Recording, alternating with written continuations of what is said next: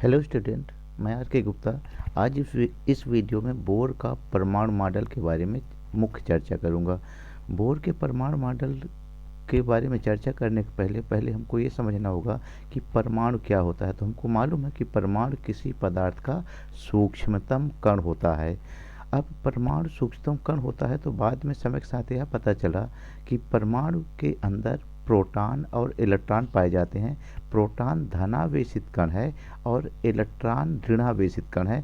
दोनों पर जो आवेश की मात्रा होती है वह समान होती है। प्रोटॉन पर +1.6 इंटू 10⁻⁻19 कूलम आवेश होता है, जबकि इलेक्ट्रॉन पर -1.6 इंटू 10⁻⁻19 कूलम आवेश होता है।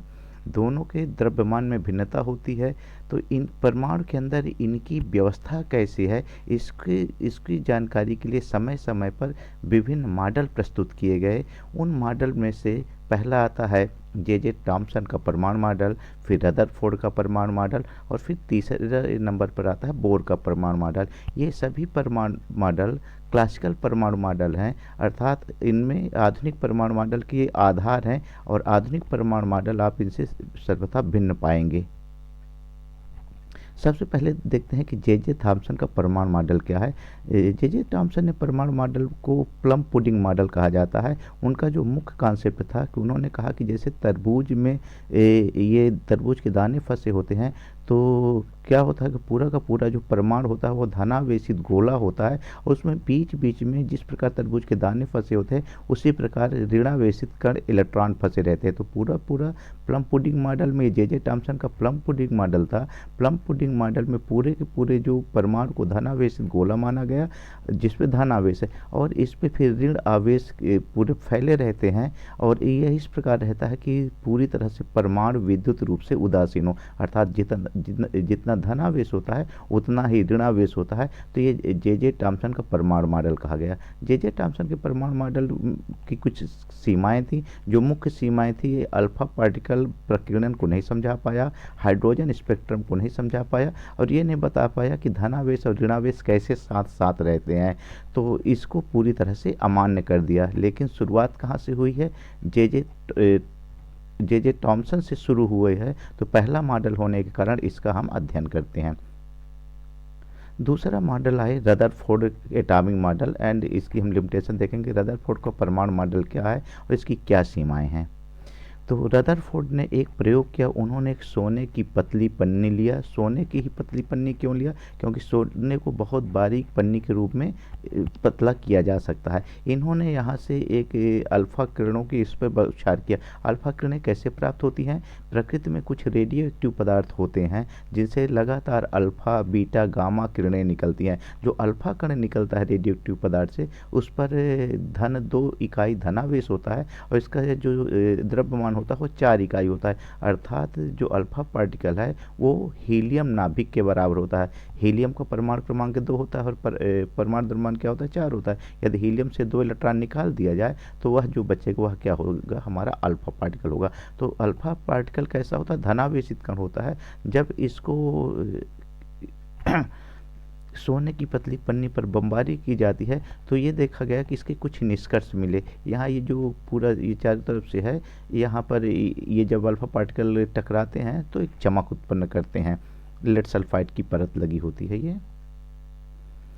तो रदरफोर्ड ने क्या प्रेक्षण प्राप्त किया? उन्होंने देखा कि जो अधिकांश अल्फा कण थे वह इसको पार कर जा रहे थे। इससे उन्होंने निष्कर्ष निकाला कि परमाणु का जो अधिकांश भाग है वो खोखला है। कुछ अल्फा पार्टिकल थोड़ा सा विचलन हो रहा था, अर्थात जो धनावेशित है यहाँ धनावेश से थोड़ा प्रतिकर्षित होते थे और ये थोड़ा विचलित होते थे। कुछ अल्फा कण है उनमें विचलन की मात्रा ज़्यादा होती थी। यहाँ पर ये विचलन की मात्रा क्या हो रही है? ज़्यादा हो रही है। और लगभग 10,000 अल्फा कणों में से एक अल्फा कण था कि जिस मार्ग में जाता था ठीक उसी मार्ग में वापस आता था। तो यह जो रदरफोर्ड था, रदरफोर्ड ने यहाँ पर बताया कि जो परमाणु का समस्त द्रव्यमान होता धनावेश होता है वह उसके एक बिंदु पर केंद्रित होता है जिसे उसका नाभिक कहते हैं। अर्थात जो रदरफोर्ड का सबसे बड़ा योगदान है इसमें, वह क्या खोजते हैं कि जो परमाणु का नाभिक की खोज किया। उन्होंने बताया कि जो परमाणु का नाभिक होता है वह कहाँ रहता है, इसके केंद्र पर रहता है, जहाँ पर परमाणु का समस्त द्रव्यमान और समस्त धनावेश एक ही बिंदु पर केंद्रित रहता है। जो परमाणु का द्रव्यमान होता है वह मुख्यतः उसके नाभिक के कारण होता है। अब जब रदरफोर्ड ने परमाणु मॉडल दिया तो रदरफोर्ड के परमाणु मॉडल की कुछ सीमाएं निकली। रदरफोर्ड की परमाणु मॉडल में जो सीमाएं निकली उस सीमाओं के बारे में चर्चा करते हैं। रदरफोर्ड ने अपने परमाणु मॉडल में क्या नहीं समझा पाया उसके बारे में चर्चा करते हैं। एक तो रदरफोर्ड ये कहते हैं कि जो इलेक्ट्रॉन होते हैं नाभिक के चारों तरफ वृत्ताकार मार्ग में यह घूमते हैं, और जब वृत्ताकार मार्ग में घूमते हैं तो कोई भी इलेक्ट्रॉन जब वृत्ताकार मार्ग में घूमेगा तो यह क्या करेगा, यह इसकी जो चाल होगी वह त्वरित गति होगी। अर्थात वृत्ताकार मार्ग में जब इलेक्ट्रॉन गति करेगा तो इसमें त्वरण उत्पन्न होगा, और जब कोई कण त्वरित गति करता है तो इससे विद्युत चुंबकीय तरंगे को क्या करता है, विकिरित करता है। अर्थात इससे विद्युत चुंबकीय तरंगे निकलती हैं। आवेशित कण, ध्यान रखना है कि जब गति करेगा और कैसी गति करेगा, त्वरित गति करेगा तो उससे लगातार विद्युत चुंबकीय तरंगे निकलेंगे। विद्युत चुंबकीय तरंगों का निकलने का मतलब यह होगा कि धीरे धीरे इस पर ऊर्जा क्या होती जाएगी, कम होती जाएगी, और इसका आकार जो वृत्ताकार मार्ग है उसका आकार कम होता जाएगा, और आकार धीरे धीरे घटते घटते घटते घटते घटते घटते घटते एक ऐसी स्थिति आएगी कि इलेक्ट्रॉन नाभिक पर क्या हो जाएगा, गिर जाएगा। यदि इलेक्ट्रॉन नाभिक पर गिर जाएगा तो परमाणु का अस्तित्व नहीं होगा, अर्थात परमाणु अस्थायी होगा। जबकि हम देखते हैं कि क्या होता है, परमाणु स्थायी होता है। तो परमाणु की स्थायित्व जो मुख्य तौर से रदरफोर्ड की कमी थी, वह परमाणु के स्थायित्व की व्याख्या नहीं कर पाए। और दूसरा जो समस्या आई कि हाइड्रोजन स्पेक्ट्रम की भी व्याख्या रदरफोर्ड नहीं कर पाए। जब इन दो सिद्धांतों की व्याख्या रदरफोर्ड नहीं कर पाए तो फिर आते हैं नील्स बोर, और नील्स बोर ने परमाणु मॉडल प्रतिपादित किया जो दोनों समस्याओं का क्या करता है, समाधान करता है। तो रदरफोर्ड बोर का परमाणु मॉडल में अब हम देखेंगे कि जो ये बोर का परमाणु मॉडल होता है उसका केंद्र में तो पता चल गया कि नाभिक होता है, रदरफोर्ड ने बता दिया। और इन्होंने बताया कि विभिन्न वृत्ताकार कक्षाएं होती हैं, इन कक्षाओं में क्या करते हैं, इलेक्ट्रॉन चक्कर लगाते हैं। तो बोर परमाणु मॉडल के मुख्य अपग्रहित देखते हैं कि जो इसके मुख्य अपग्रहित के किन बिंदुओं पर बोर का परमाणु मॉडल निर्भर करता है वो एक एक करके पहले समझेंगे। पहले नाभिक की अवधारणा। नाभिक की अवधारणा किसने दिया, रदरफोर्ड ने दिया। क्योंकि रदरफोर्ड ने नाभिक की अवधारणा दे दिया था तो इससे बोर को एक सहूलियत मिली और उन्होंने रदरफोर्ड के नाभिक अवधारणा को पहले लिया। फिर दूसरा इन्होंने जो कहा वो स्थिर अवस्था का सिद्धांत। दूसरा क्या था, स्थिर अवस्था का सिद्धांत, या इन्होंने कहा कि जो इसकी वृत्ताकार कक्षाएं होंगी वह क्या होंगी, स्थिर होंगी। तीसरा एक नया कॉन्सेप्ट लाया, कोणीय संवेग का क्वांटीकरण। और चौथा इन्होंने कहा ऊर्जा का संक्रमण और आवृत्ति। इन चारों सिद्धांतों को एक एक करके समझते हैं। पहले आता है नाभिकीय अवधारणा। यहाँ पर रदरफोर्ड ने बताया था किसी परमाणु का जो समस्त धनावेश होता है वह उसके केंद्र पर स्थित होता है। तो यही परमाणु के केंद्र में एक छोटा सा भारी और धनात्मक आवेशित नाभिक होता है जिसके चारों ओर इलेक्ट्रॉन वृत्ताकार कक्षाओं में, जो इलेक्ट्रॉन होते हैं ये ऋणावेशित कण इलेक्ट्रॉन होते हैं, वृत्ताकार कक्षाओं में चक्कर लगाते रहते हैं। यह बोर की पहली अवधारणा थी। और यह अवधारणा कहाँ से ली गई थी, यह अवधारणा ली गई थी रदरफोर्ड से। जो दूसरा महत्वपूर्ण अवधारणा है रदरफोर्ड और बोर के मॉडल में मुख्य जो अंतर आता है वह द्वितीय।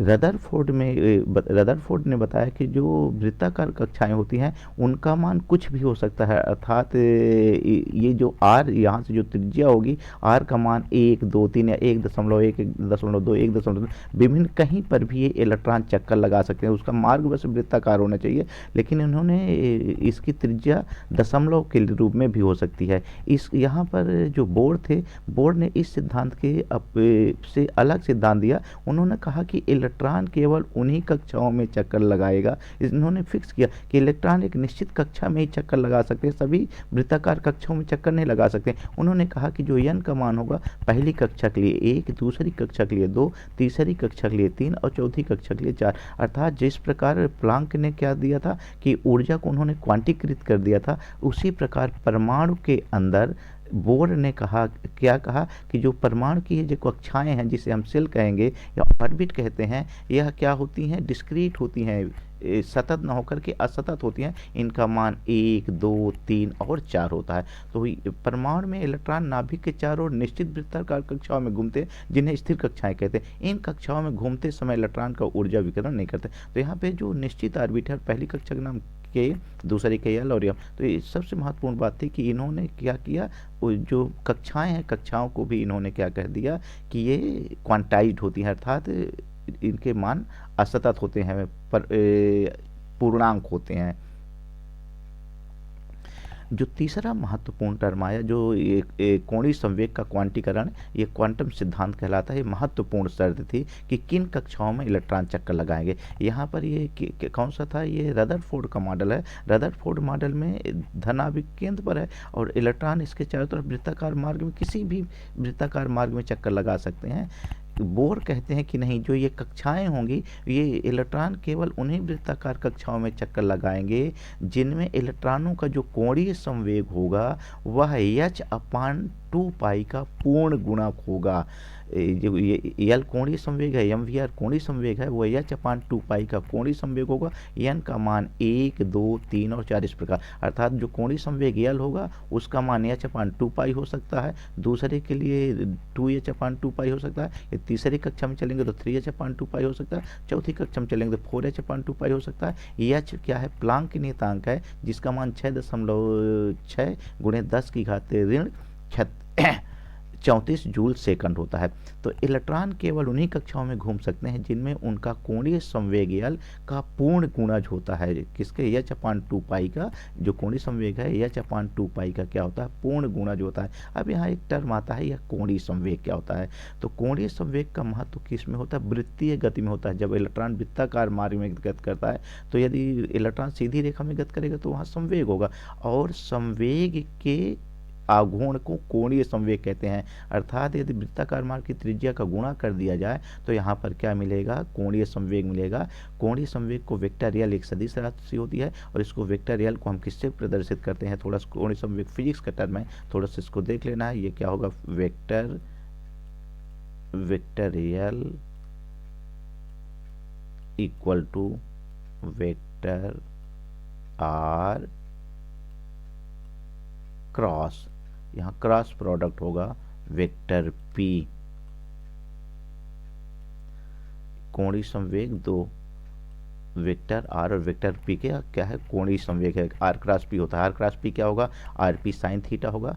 और यहाँ जब ये वृत्ताकार मार्ग में गति करेगा तो दो चीज़ें ध्यान रखना है कि कोणीय संवेग क्या रहेगा, नियत रहेगा, और यल ये कोणीय संवेग है। तो कोणीय संवेग देखें, रेखीय संवेग में हम यदि आर का गुणा कर देते हैं तो जो टर्म मिलता है वो क्या कहलाएगा, कोणीय संवेग मिलेगा। तो ये महत्वपूर्ण शर्त है।